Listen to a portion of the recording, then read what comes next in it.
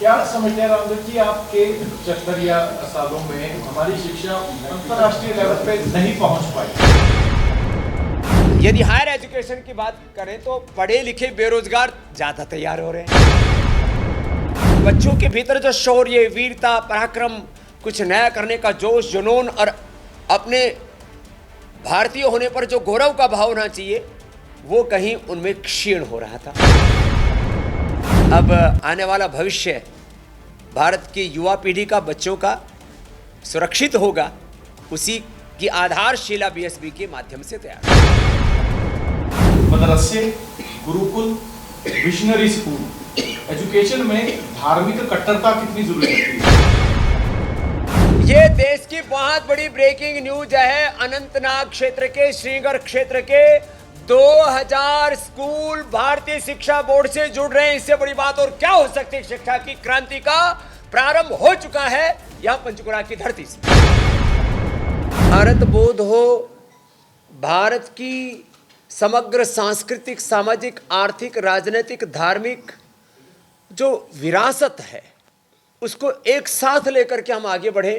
इतिहास में बच्चे सही इतिहास पढ़े, मैथमेटिक्स में वैदिक मैथमेटिक्स, साइंस में वैदिक साइंस भी पढ़े, और उन सब बच्चों के अंदर भारत की एकता, अखंडता, संप्रभुता का भाव, राष्ट्र धर्म, राष्ट्र हित, राष्ट्र प्रेम सर्वोपरि है, ये भाव चेतना रहे।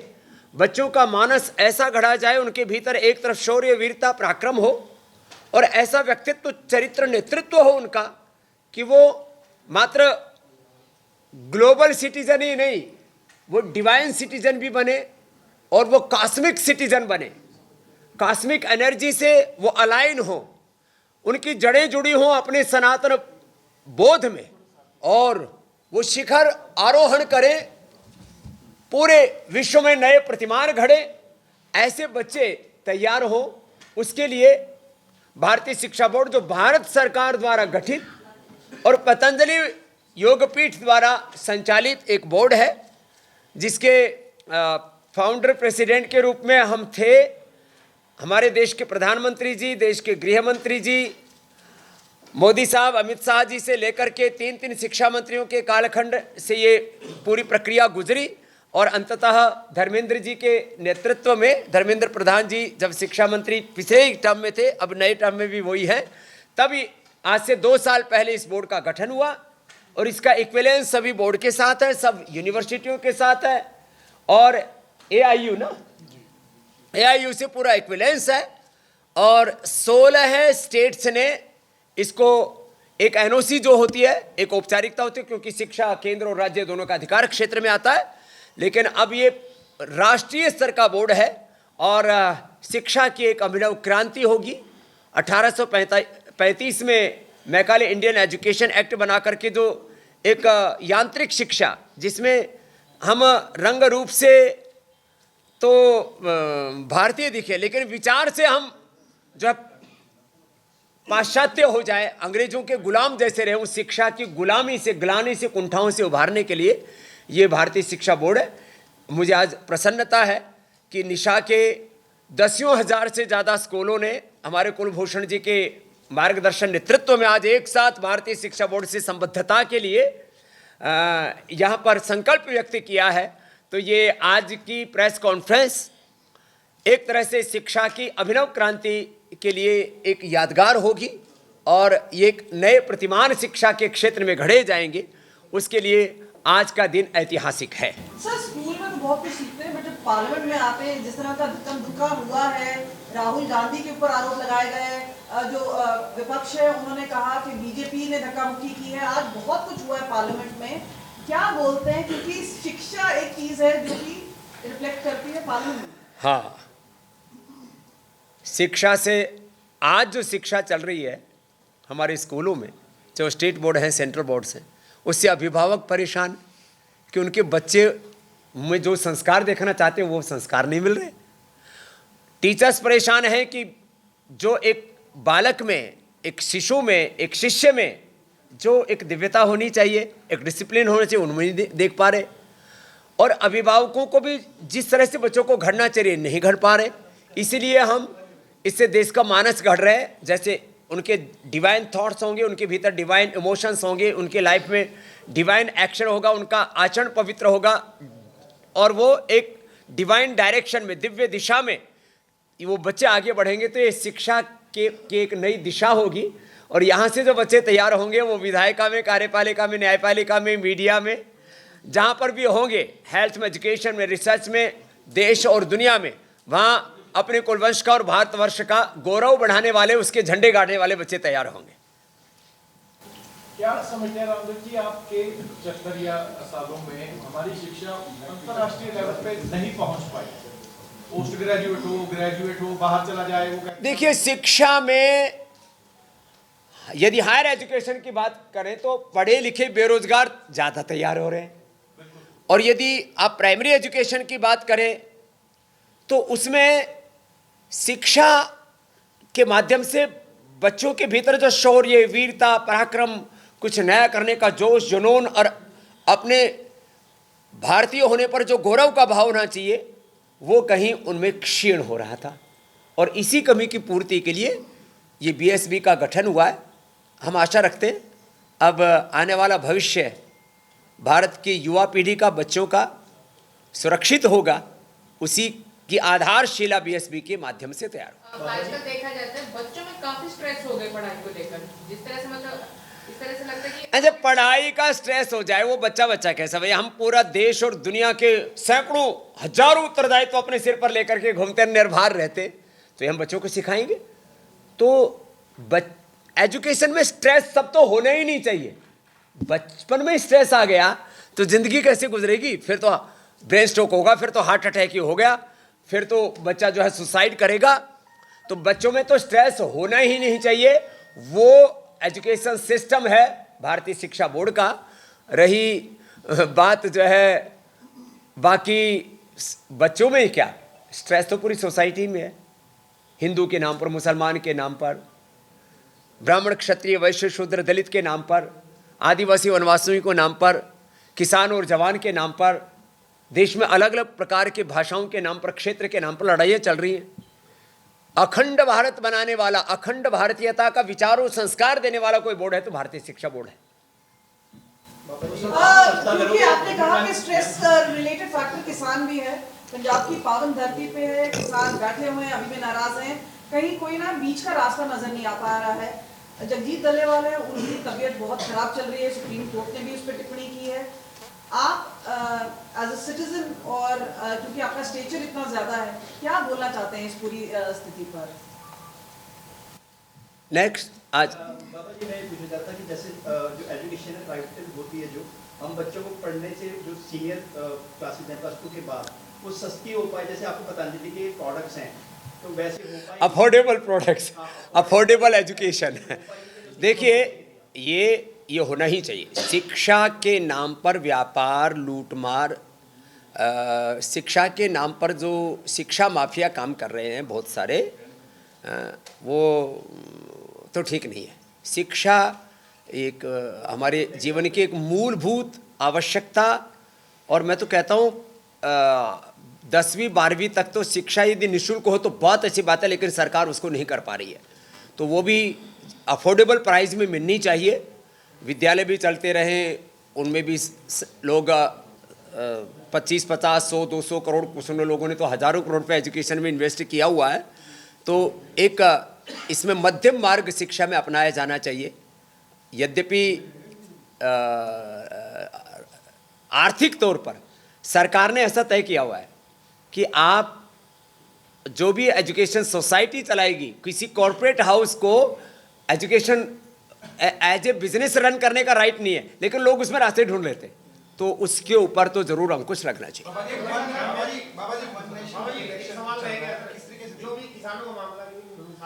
देखिए, आज मैं एजुकेशन पर ज़्यादा बात करना चाहता हूँ क्योंकि बहुत सारे अभी देश में गंभीर मसले हैं। तो उस पर यदि अब हम दूसरी बहुत से गंभीर मसले हैं उस पर बात करेंगे तो थोड़ा सा विषयांतर हो जाएगा। आज से 12 साल पहले आपका स्टैंड था काला धन 1000 लाख करोड़ रुपए का, और दूसरी बात भ्रष्टाचार। और तीसरी बात महंगाई और चौथी बात बेरोजगारी, उसमें इन 10 सालों में क्या चेंजेस आई हैं उसके बारे में 1 लाख से ज्यादा लोगों को हमने रोजगार दिया है, डायरेक्ट इनडायरेक्ट 5 लाख लोगों को दिया, अभी 5 लाख लोगों को और देंगे 5 साल में। 40 करोड़ की पॉपुलेशन में अरे भाई, मैंने 5 लाख को तो दे दिया, आपने कितनों को दिया? हम तो खुद बेरोजगार घूम रहे हैं। हाँ, तो आपके लिए प्रबंध करेंगे। एजुकेशन का सवाल है। देखो, अरे भाई, मैं कोई पॉलिटिशियन नहीं हूं, मैं एक समाज का एक नागरिक हूं। एक समाज के, देखो हंसी मजाक की बात अलग है, तो आप प्रश्न करते हैं, हम प्रति प्रश्न कई बार कर देते हैं, लेकिन आप ये बताओ, एक देश में साधु होने के नाते मैंने देश के लिए अच्छा किया है, बुरा किया? लेकिन एक अरे भाई, मैं बता रहा हूं, मैंने देश के लिए कुछ अच्छा किया या बुरा किया? मैंने अच्छा करने की कोशिश की, कर रहा हूं और करूंगा। बाकी भाई, मैं ना प्रधानमंत्री, ना राष्ट्रपति, ना किसी सूबे का मुख्यमंत्री। लोकपाल की मांग की आपने। अरे ठीक है, वो बात एकदम सही है, you are 100% right, I will fight. बस चलो, one nation one election, one nation one education system, one nation one law, एक देश एक झंडा एक संविधान, ये अच्छी बातें हैं। अब इन अच्छी बातों को पूरा करने के लिए एक लंबे संघर्ष से, चुनौती से तो गुजरना ही पड़ता है, वो चल रहा है। एजुकेशन का सवाल है। मदरसे, गुरुकुल, मिशनरी स्कूल, एजुकेशन में धार्मिक कट्टरता कितनी जरूरी होती है? अभी गुरुकुल भी बीएसबी से जुड़ रहे हैं, बहुत से चर्च वाले स्कूल भी जुड़ रहे हैं, आज आपने देखो मदरसे जुड़ रहे हैं, और जम्मू कश्मीर के तो 200 स्कूलों ने, श्रीनगर के 2000 हो, जम्मू कश्मीर के, ये बड़ी ब्रेकिंग न्यूज है, आप लोग बहुत ब्रेकिंग ठोकते हो, ये देश की बहुत बड़ी ब्रेकिंग न्यूज है। अनंतनाग क्षेत्र के, श्रीनगर क्षेत्र के 2000 स्कूल भारतीय शिक्षा बोर्ड से जुड़ रहे हैं। इससे बड़ी बात और क्या हो सकती है? शिक्षा की क्रांति का प्रारंभ हो चुका है यहां पंचकुला की धरती से। आप ही के जवाब से एक सवाल है, आप कह रहे हैं कि अभी की मॉरल वैल्यू, अभी की एजुकेशन में मॉरल वैल्यू नहीं है, बच्चे पे स्ट्रेस है, एक माफिया है, BSD ऐसा क्या खत्म कर सकते हैं? माफिया खत्म कर सकते हैं देखो हैं, या मॉरल वैल्यूज दे रहे हैं? अरे साहब, इतनी देर तक तो आप सुने हो सारी बात। मूल्य देखो, एक मिनट देखो, दो बातें होती हैं, एक होता है स्कूल चलाना, एक होता है बोर्ड चलाना। बोर्ड जो है वो कैरिकुलम, एग्जामिनेशन, स्कूल के वैल्यूज़, डिसिप्लिन, एनवायरनमेंट, हमारे बच्चों का प्रबोधन, अभिभावकों का प्रबोधन, एक इस तरह से व्यक्तित्व घड़ने का काम है। तो हम लोग जो है वो स्कूल नहीं चला रहे। हाँ, मॉडल स्कूल हमने ज़रूर बनाए BSB के, पतंजलि गुरुकुलम, आचार्य कुलम, आप आके देख सकते हैं, और अभी हजारों मॉडल स्कूल आप हर स्टेट में देखेंगे। तो अपने आप ही जो एजुकेशन माफिया है वो नीचे आ जाएगा, और शिक्षा का जो सही स्वरूप है वो देश के सामने आएगा BSB के माध्यम से। सर, अम्बेडकर को जो लेकर पार्लियामेंट में विवाद हुआ है, कैसे? चलो, अरे भाई, एजुकेशन पर कुछ कुलभूषण जी आप भी तो बात करो, निशा जी। अब इसके बाद एक मिनट कुलभूषण जी, एक मिनट। अगर मैं उसमें आप कितना समझते हैं कि उसको आप कितना हम तो उसी के उन्हीं के सिद्धांतों पर काम कर रहे हैं। हाँ जी, देखिए, मैं जो शिक्षा से शुरू से जुड़ा हुआ हूँ, और 1 लाख से ज़्यादा स्कूल मेरे साथ जुड़े, आप सब जानते हैं। शिक्षा का जो अर्थ था कि कैसे समाज में मिलकर रहना, परिवार में मिलकर रहना, मूल्यों का नागरिकों के अंदर संचार होना, मूल्यों का निर्माण होना, ये शिक्षा का एक अर्थ था। हमने देखिए, जब मैकाले आया, उसने हमारा परिवार तोड़ा, भाईचारा तोड़ा, संयुक्त परिवार थे वो टूटकर एकल परिवार में आ गए। अब एकल परिवार में भी बच्चे हमसे दूर होते जा रहे। ये हमारी शिक्षा प्रणाली ने अभी तक हमें दिया। जब आज़ादी की भी लड़ाई हुई तो आपने देखा संतों का उसमें बहुत बड़ा योगदान था। अगर संत नहीं होते देश को आज़ादी नहीं मिलती। बाबा जी यहाँ बैठे हैं, तो बाबा जी ने भी कहा, निशा भी कहती है कि 1947 में हमें राजनीतिक या देश को आज़ादी मिली, लेकिन शिक्षा को आज़ादी नहीं मिली। जो मकाले इसको ग्रस्त करके चला गया था, शिक्षा को अपने शिकंजे में जकड़ के चला गया था, अभी तक वो आज़ाद नहीं हुआ। हम उसकी लड़ाई लड़ रहे थे, लेकिन हमें एक किसी प्रबुद्ध व्यक्तित्व की ज़रूरत थी, संतों की ज़रूरत थी। आज हमारे साथ वही प्रबुद्ध व्यक्तित्व योग गुरु बाबा रामदेव जी जो कूदे, हमें इस चीज़ की प्रशंसा करनी चाहिए। जो बाबा रामदेव जी ने एक बात कही कि मैंने संत होकर जो किया, क्या अच्छा किया? अगर इसी प्रकार के 10,000 संत कर देते, संत तो बहुत है, तो बाबा जी ने अगर 1 लाख व्यक्ति को रोजगार दिया, तो अगर इतने संत दे देते, मुझे लगता हमें प्रधानमंत्री और मुख्यमंत्री की तरफ रोजगार के लिए देखने की ज़रूरत ही नहीं थी।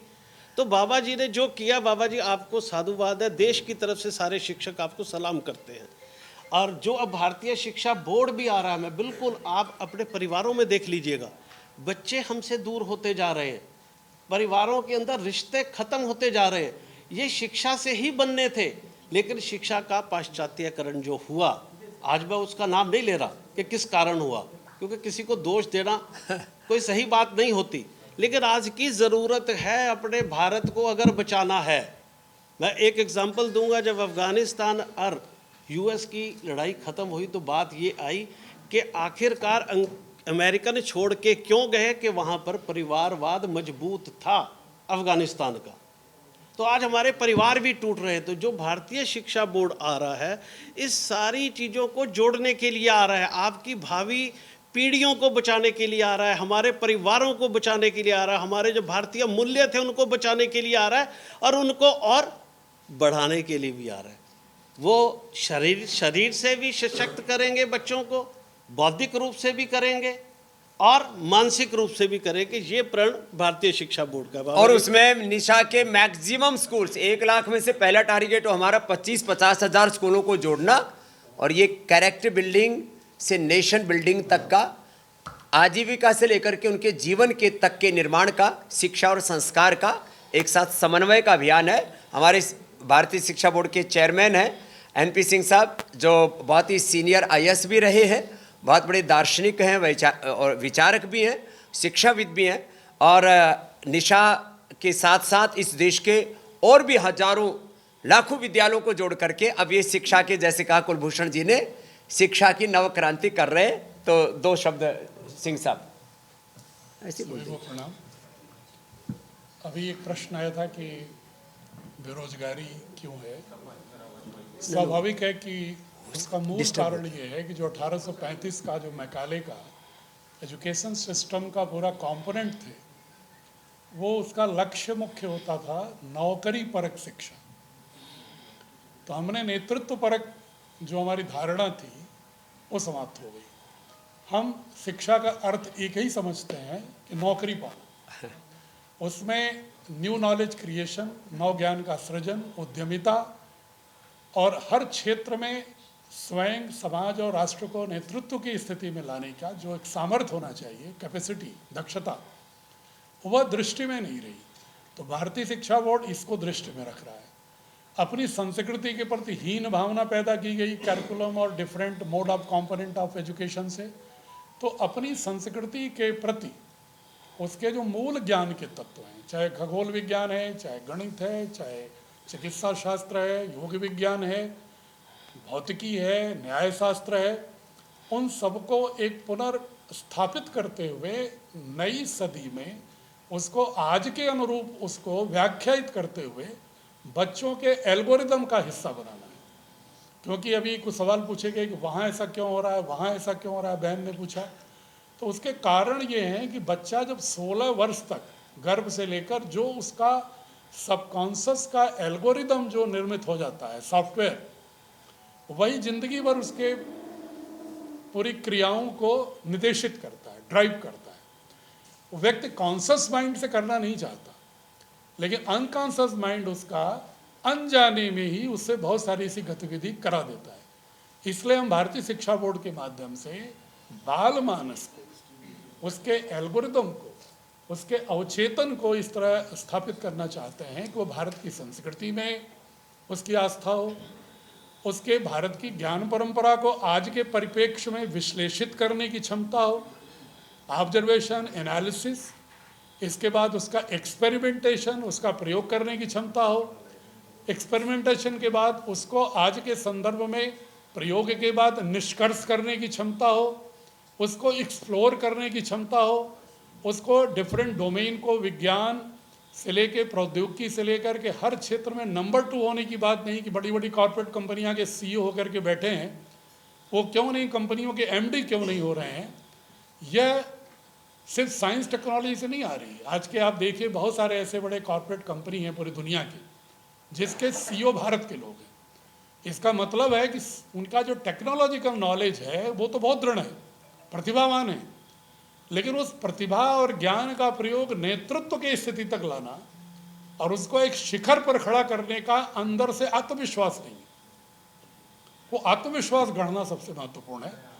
तो जब आत्मविश्वास गढ़ा जाएगा तो भारत में अपरिमित संपदाएं हैं, अपरिमित डेमोग्राफिक डिविडेंड है, अपरिमित हमारे जो प्रकृति की कृपा है, विविधता है, और हमारे जो दार्शनिक भेद जो अंग्रेज़ों ने, मैं 3 नाम लेकर के बात को संक्षिप्त करूंगा, एक एंथ्रोपोमीटर पर रिस्ले नहीं किया, भारत को प्रजातियों में विभाजित किया, रेसिज्म का यहाँ पर एक विष डाल दिया।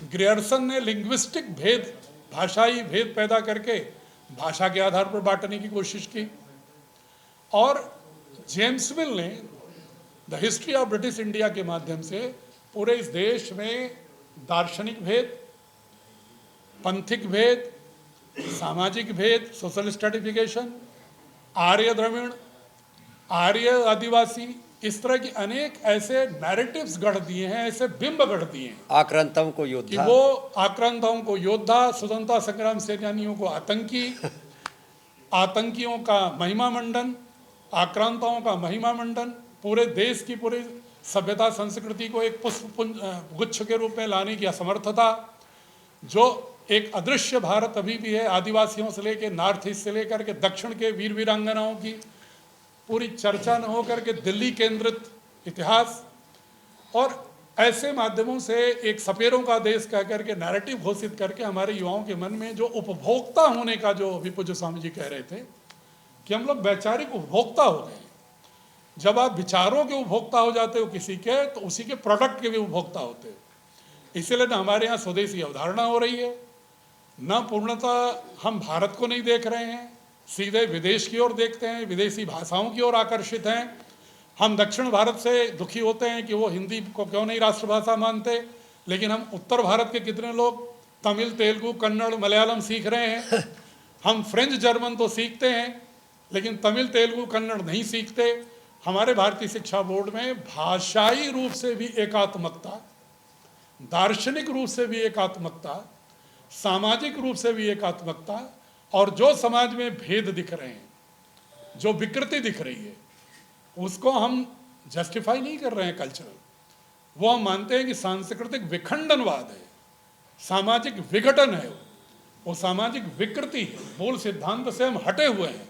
हमें उसी जो निकस तत्व हैं, जो सोल ऑफ कल्चरल इथोस है हमारे भारत का, हमारी पूरी फिलॉसफी की जो आत्मा है, उसको निचोड़ करके हम हर पाठ में, हर विषय में, हर कक्षा में उसको इस तरह से ला रहे हैं कि वो साइंस और टेक्नोलॉजी में पूर्ण सामर्थ्य हो, artificial intelligence, coding, data science, सब में पूरा विश्व स्तरीय ज्ञान हो, लेकिन उसका प्रयोग करने की जो क्षमता हो, उसका जो स्वभाव हो, वो भारतीय ज्ञान के उस ब्रह्मांडीय बोध से आप्लावित हो। और जब ऐसा आप देखेंगे, ऐसा कोई बाल मानस होगा, तो उसके मन में कोई घृणा ही नहीं होगी, उसके मन में किसी पंथ से घृणा नहीं होगी।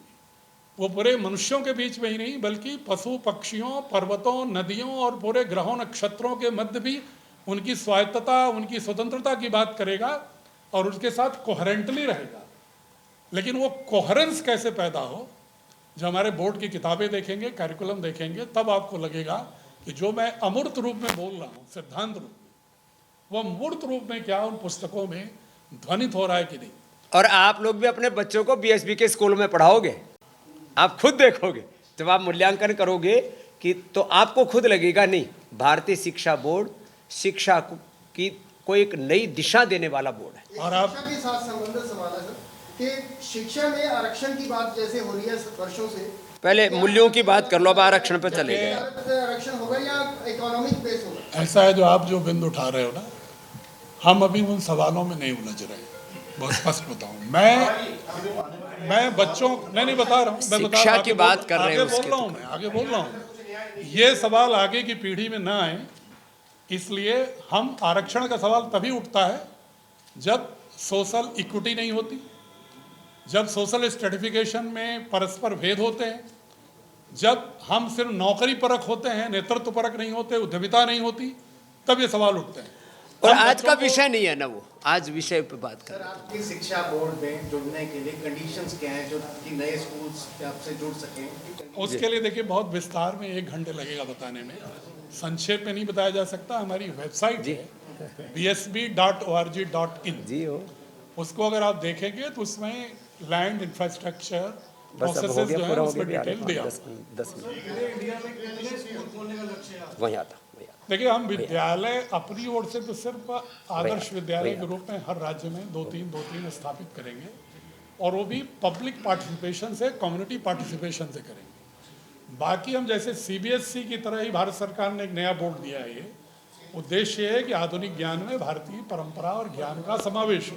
तो जो विद्यालय हमसे भी एफिलिएट होना चाहेंगे, हम उनको आमंत्रित करेंगे, उनको कन्विंस करेंगे और अपने साथ जोड़ेंगे, और अभिभावकों के बीच में भी जा रहे हैं ताकि अभिभावक भी समझें। आप भी हमारे इस विचार को फैलाइए, एक अच्छा काम है। बाकी और बहुत सारे प्रश्न हैं और उत्तर देते रहे आपके बीच में। कितनी बार प्रेस कॉन्फ्रेंस की है भाई साहब। Thank you.